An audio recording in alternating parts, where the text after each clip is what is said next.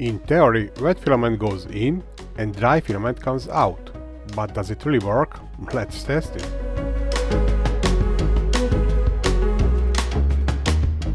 Hello, welcome to my tech fun. The Thordsen3D sent me their inline filament dryer for the testing. This is IFD-175 AP and I got this box for free, but there is no additional payment from their side. But this video and the whole channel is sponsored by Polymaker and by my patent supporters. What is inline filament dryer?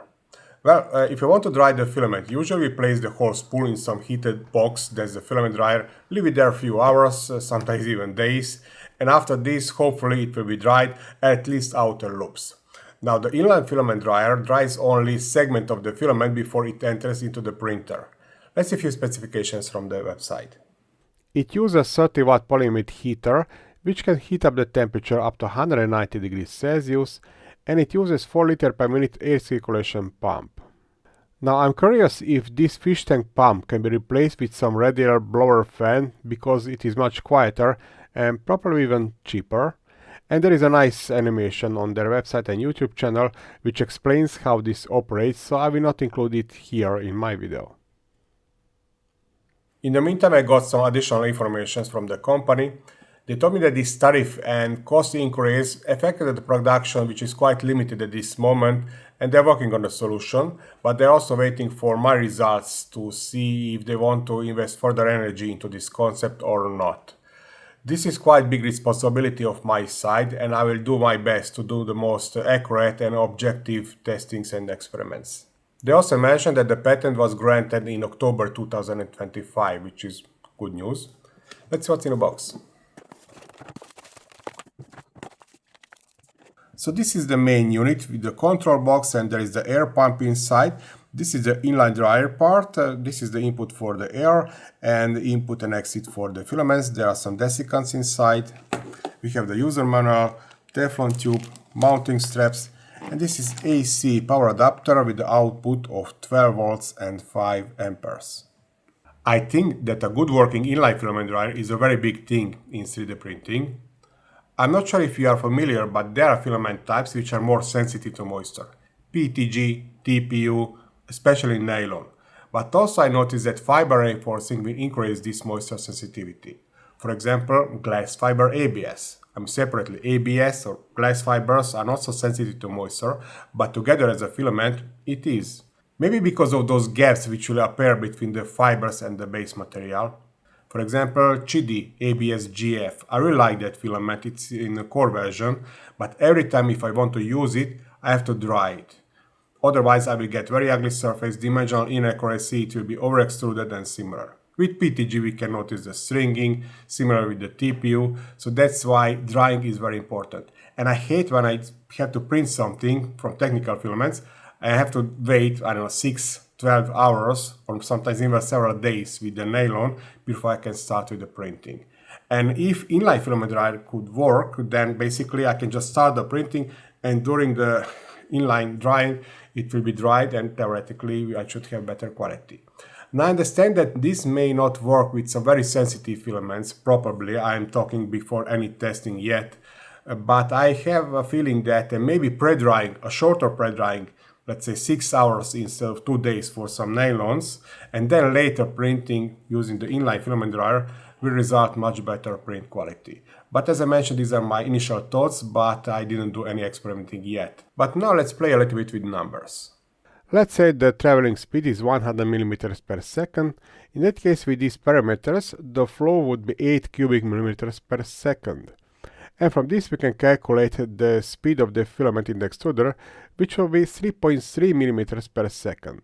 And if the length of the dryer is 150 mm, in that case the drying time is 45 seconds. So this is the time which every point will spend in that inline dryer. Of course, the acceleration, infill slowdowns, retractions will increase the time, but this is the theoretical drying time. Now this information is given in the user manual, and this is our value, 100 mm per second, and this time is almost 2 times bigger than which I calculated, but they told me that the chart was created with the real-time use by measuring. Let's say that the drying time is 60 seconds. In that case, the benchy which use 4 meters of filament, would be printed in 27 minutes, which is, let's say, realistic. If the total filament length is approximately 327 meters for the PETG, in that case, using that speed, the drying time would be 27.5 hours for the whole spool with this inline dryer. But of course, yes, it looks like it is slower than regular dryer, but the heat is concentrated on the segment which will be printed next. And I don't know about you, but I really hate when with a regular dryer I spend hours drying the whole spool and I print only 5%, and a few weeks later I have to dry it again. And inline dryer don't depend from the spool material, which is good news because I have to show some bad examples.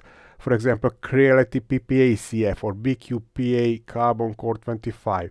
They has to be dried on really high temperatures, but they are placed on the spool which is completely closed and cannot survive temperatures above 90 degrees Celsius. In the first experiment, I'll try to measure the mass after the drying. I have here 3 moisture-sensitive filaments. This is EasyPA by Sunlu. This is Polymaker's Polymaker PETG very old filament and properly it is full of moisture.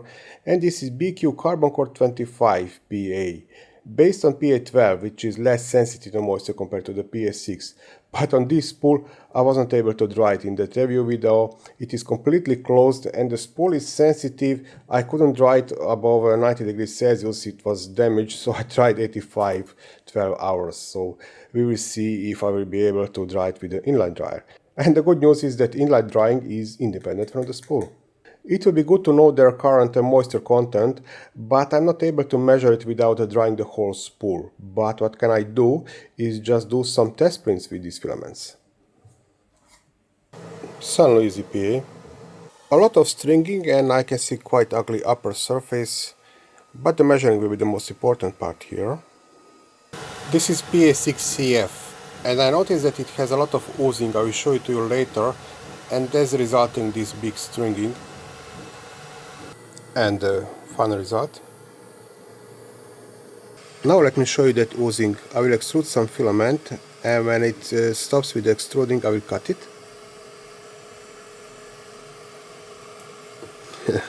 And it continuously coming out because the moisture is pushing out the filament.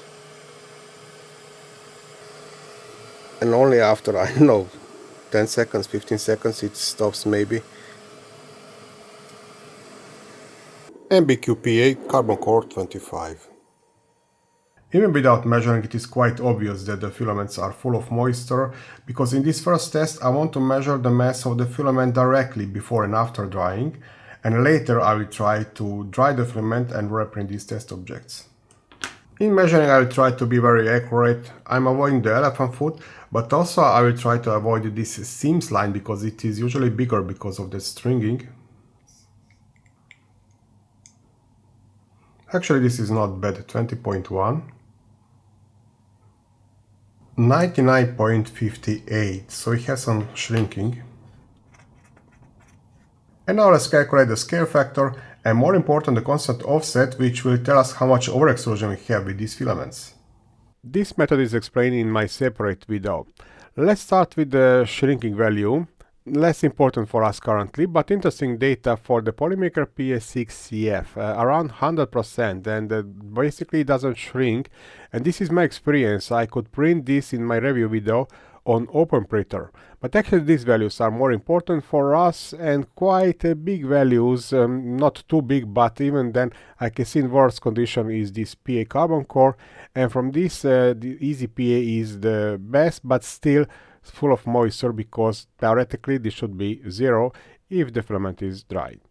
I'm preparing the first test because I will use this old extruder to pull it. Now I set here 100 degrees Celsius 15 minutes ago, and for the touch basically this is almost room temperature, just a little bit warmer, and I cannot really feel the airflow. Maybe I can illustrate you with this paper. Basically this is almost 0. If it is just almost 0 but not completely 0, then it's fine. Let's try to measure the temperature inside with this thermometer, and I hope I can insert this sensor. You have to press it. Okay, this is deep enough. So it is set to 100 degrees Celsius, and I can measure the temperature stabilized around 80-81 degrees Celsius, and the sensor is approximately here on this depth. Just to see what happens if I set 190 degrees Celsius, which is the maximum here.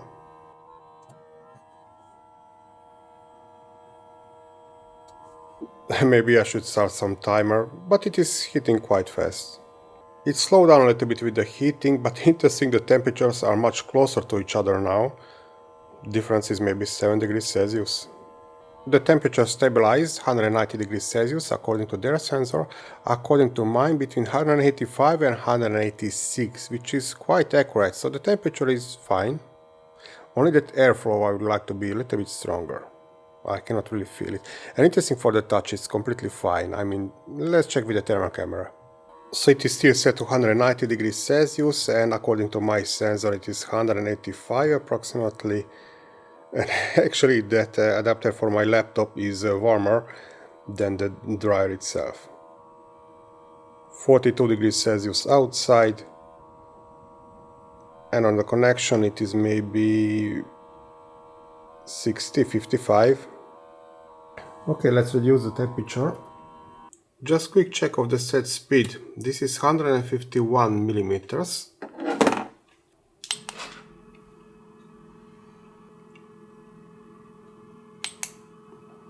(46 seconds). The temperature is set to 100 degrees Celsius. I was waiting until the temperature stabilized, and let's see if this easy PA will survive this temperature. I'm just checking with my hand the condition of the filament. So far it's okay. If you know some better method to check if the temperature is too high, then please let me know. For the touch it's completely fine. Maybe I should check this with the higher temperatures too. Now it is set to 140 degrees Celsius, and now let's see the same filament if it will survive. Easy PA. Actually now I can feel that hot air that it's coming out very slowly, but it starts to hurt if I put my fingers here. So the airflow is working. It's a little bit weak, but it should be enough.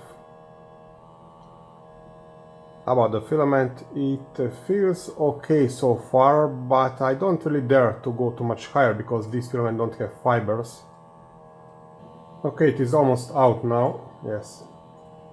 And I think I will use this temperature. I don't want to go much higher.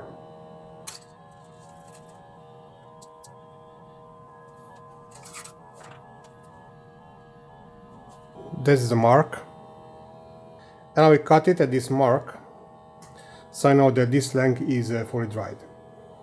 I will cut it here.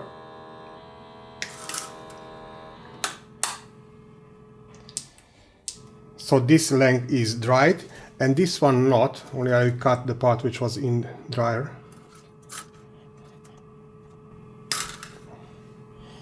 And now let's measure the filament.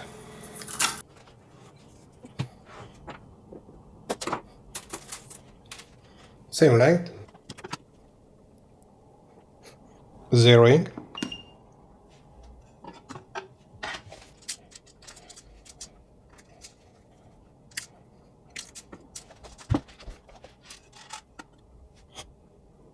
(1.7072).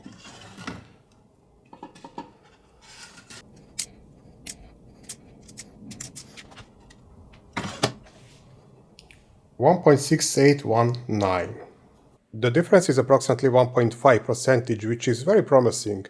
Let's check the other two filaments, and I will extrude even more to get a more accurate measuring.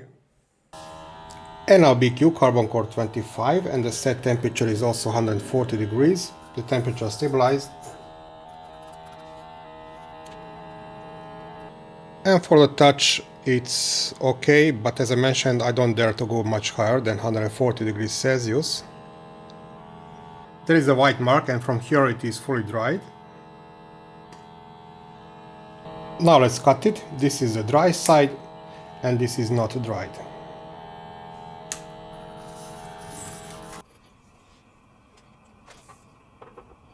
Same length. 2.1399. And the dried version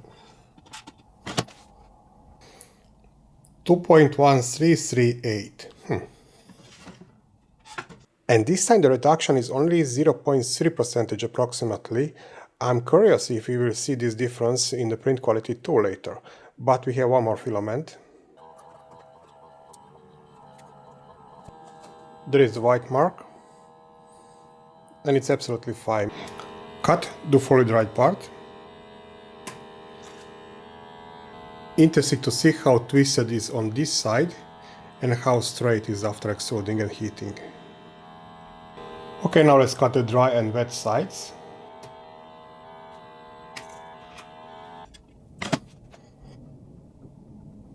.2030.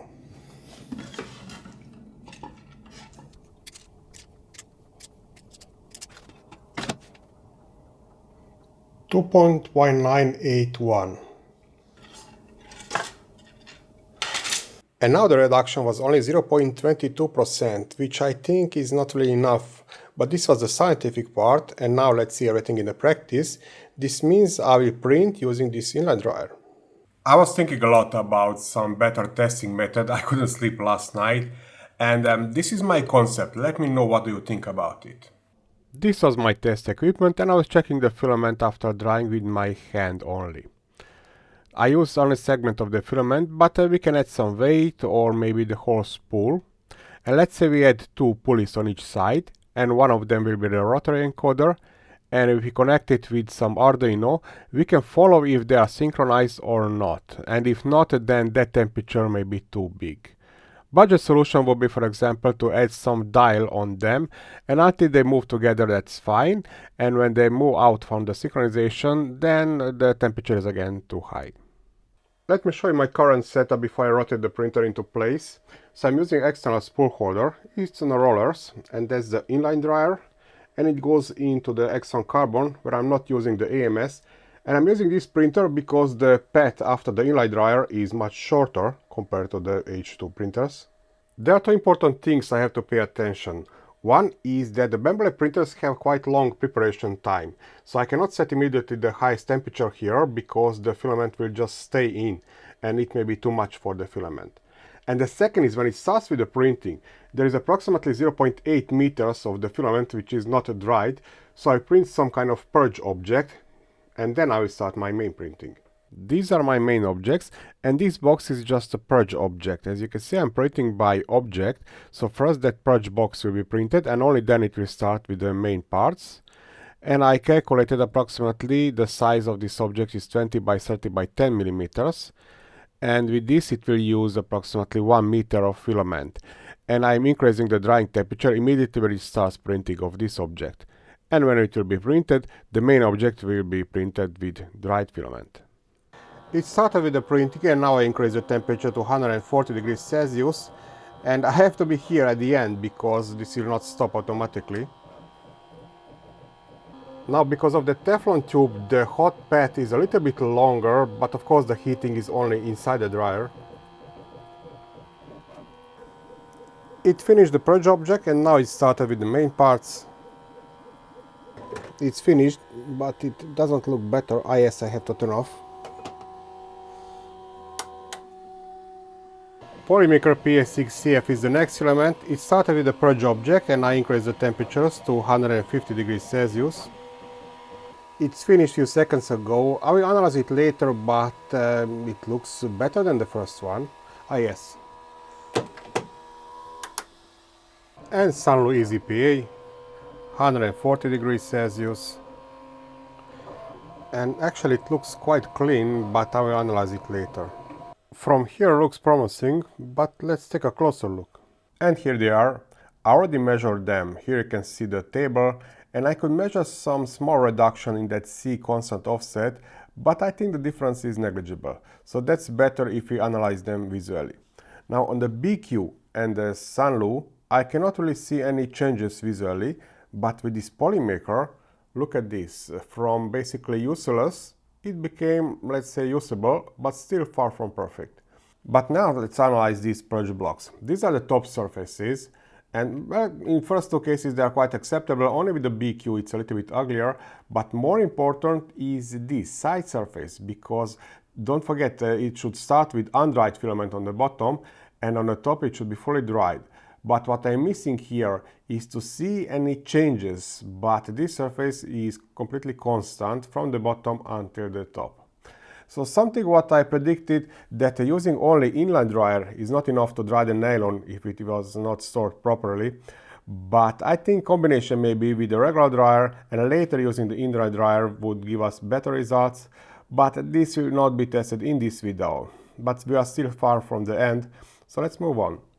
These are 5 filaments which I know that I have to dry them before the use.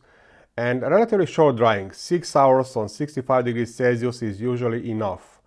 Only problem in this testing is that actually I used them 3-4 weeks ago and I'm not sure since that if they absorb enough moisture for this test, but we will see soon. I will include one more filament, Polymaker PolyLite ASA, because I saw on their website that they use exactly this filament for this bench before and after drying. And this one is quite old, this was not dried since that 10 ASA comparison video. So hopefully we can see something similar. Polymaker ASA without drying, and looks like I have a problem because this bench looks almost perfect. ASA drying temperature 100 degrees Celsius and it started with the purge block. 5 more minutes and from here it looks very similar to the previous. My bad luck. When I need a wet filament I don't get one. These two are completely identical benches. But in practice I should be happy about this. I mean, filament is 1 year on open air and no signs of stringing or anything similar. Carbon fiber ABS, and actually with this one, YXPolyer, I experienced that huge difference before and after drying. But this was after it was on open air almost 1 year. So since it was dried maybe a week ago, I'm not sure if it absorbs some moisture. Maybe I will test both. This is eSun ABS-CF. YXPolyer ABS-CF without drying, and this video starts to be boring because this looks perfect too. Set to 100 degrees Celsius, but only when the filament was in a movement. If we take a closer look at this purge block, we cannot see any changes visually on the side surfaces because it started with the wet filament and finished with the dry one. And if we analyze the benches, so this one was dried. No changes, no difference on the side surfaces.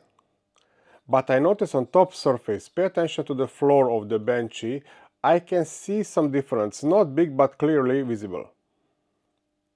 3 dices printed by object, and the first one I will start without any drying.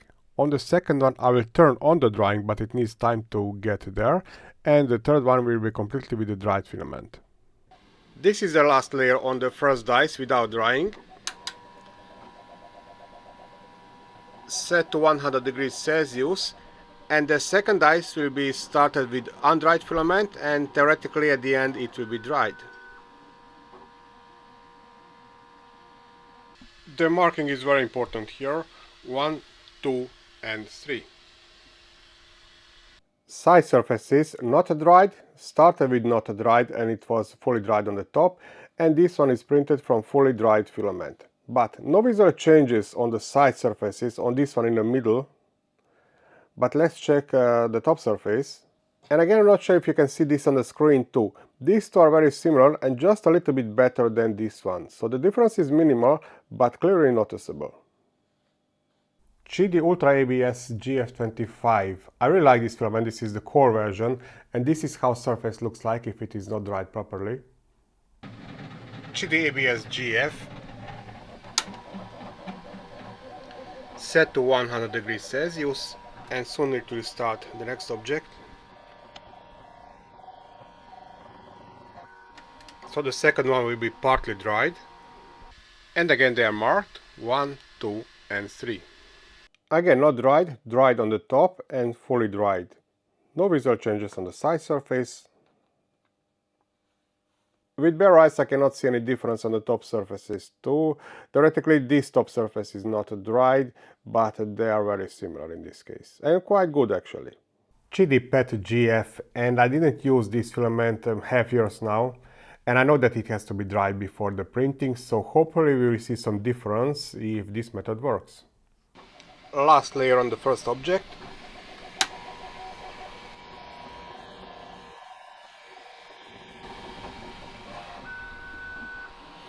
And now it moved to the second one. This is Qidi PET-GF. And again they are marked 1, 2 and 3.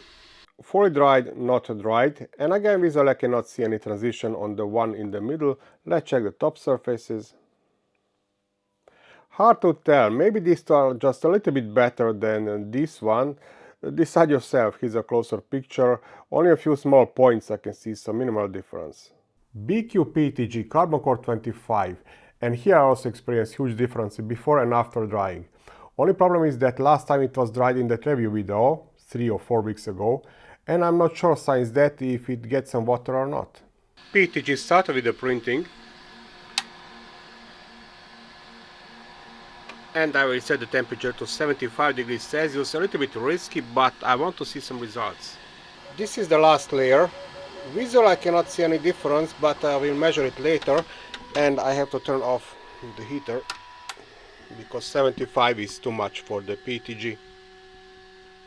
So again, no visual changes on the side surfaces. Approximately from here it was fully dried by the inline dryer, but it looks like already dried filament. Now if this would be wet filament, then I could measure some changes in the dimension reduction because smaller and smaller over extrusion, but I don't think I can measure anything here. 10.06, 10.07, no, this is 10.06, this is just inaccuracy in measuring, so not even measurable difference on these surfaces. Polymaker's new PETG. Actually this is not so problematic filament, and I used this in that hot end review video. And there I noticed some spots on the printing, and since that I didn't dry it, so hopefully we will see some improvement after the drying. Polymaker PETG, it just started with the printing. 70 degrees Celsius. Printing is at 50% and I will increase the temperature to 75. And it's finished.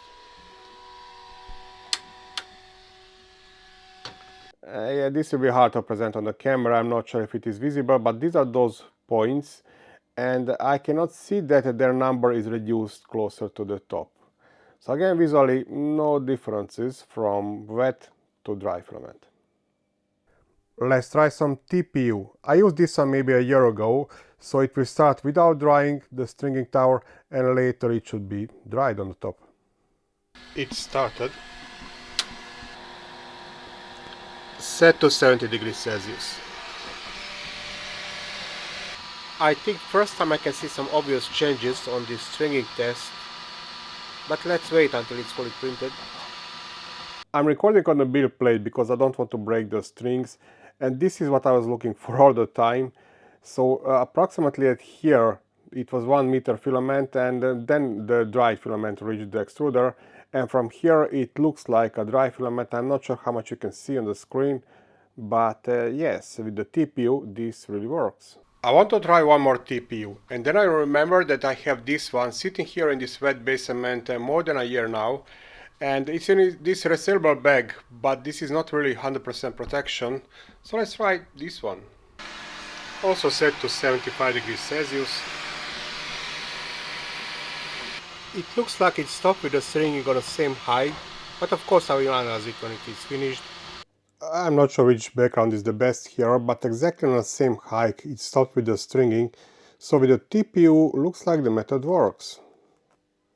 But in this case no improvement on surface quality, actually it is quite good even at the beginning, so only with the stringing I can see the effect of the drying.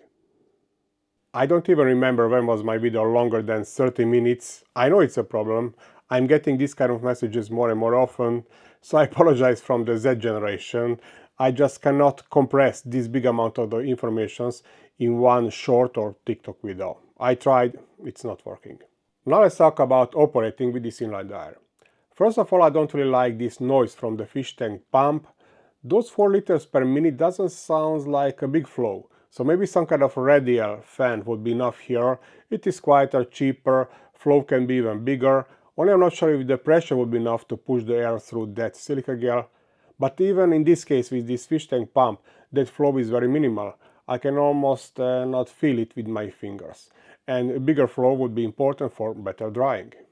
Then there are a few more things we have to get used to.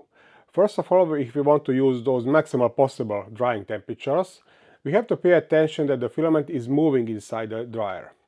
In my case, since the preparation time on the membrane printers is quite long, I have to be there to start that drying when it starts with the printing. And at the end, I have to be there to stop that drying. And also I have to pay attention that in my case, I had approximately 0.8 meters between the dryer and the extruder. So in my case, I solved this with that purge block. It was printed first, and only then it started to print the real object, printing by object and not by layers. And now the most important question, does it work? Well, with the measurings and with practical examples, I could prove that yes, it works, but this is not really enough in most cases. Nylons, the most sensitive filament to moisture, and I could measure some improvement sometimes, but in most cases this is not enough. Actually, sometimes I got from the useless to usable objects, but that's very far from the perfect. Maybe combination using regular dryer and then later inline dryer can reduce significantly the main drying time. I didn't test it, but where I can actually see that it works, there's a TPU filament. With the TPU filament 2 examples, I could basically get perfect printing. And actually I saw another video where somebody created this DIY inline dryer, and with the TPU he get a very nice improvement. About other filaments, if it is almost dried, like these carbon fiber filaments, I cannot really see big improvement. I have the feeling that a big improvement we can see if the filament is in very bad shape, like on this example, but looks like currently I don't have that kind of filament to test that. Interesting. When I need some wet filament, I cannot find one, except nylons, they're always wet. My message to the Thordsen3D, please don't give up, you're on a good way, but this product still needs some improvements. We 3D printing community desperately needs some good working inline dryer. I'm offering my help free of charge. Maybe I can even consult my Patreon supporters. There are many engineers and other smart people in that group. So together, hopefully, we can get some good working inline dryer. Few suggestions immediately. Maybe you could try connect 2-3 inline dryers to see which length is enough to dry the filament, maybe even nylon. Also, I think that a bigger flow would be very important for better drying. Some kind of bigger radial fan would work maybe inside. And I don't know, probably comments will have a lot of good suggestions. I think it will be important to find some proper method to detect the maximal temperatures of the static or moving filament inside the inline dryer. This table given in the user manual looks a little bit weird to me. So this is my concept I explained earlier in this video. I'm not sure if it works. I'll try to find some student, maybe I can make some student project from this, and if I will get some results, then maybe I can create another video, but the concept is given. So to viewers, if you have some suggestions, few lines down in the comment section. Thank you for watching this long video until the end, and happy printing and drying. Drying and printing. Inline drying and printing. Okay, you know what I mean. Bye.